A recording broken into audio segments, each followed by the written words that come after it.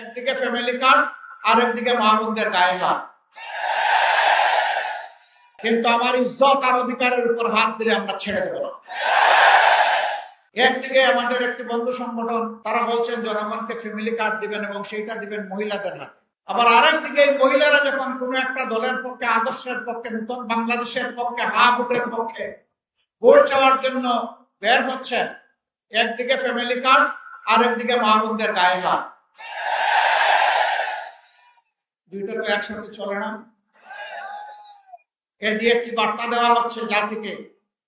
বার্তা দেওয়া হচ্ছে আগামীতে এমন কোন দল যদি ক্ষমতায় আসে যারা এখনই গায়ে হাত দেয়, তাদের কাছে বাংলাদেশের একজন মা বোন নিরাপদ হবেন না। আমাদের কোনো মা বোন, আমার কোনো সহকর্মী যদি নির্বাচনে কোনো আচরণ বিধি ভঙ্গ করে, সেটা আপনি যথাযথ কর্তৃপক্ষকে বলুন। তারা প্রয়োজনে আমাদের বিরুদ্ধে ব্যবস্থা গ্রহণ করবে, আমরা সেই ব্যবস্থা মাথা পেতে রাখি। কিন্তু আপনি কে হাতে আইন তুলে নেওয়া?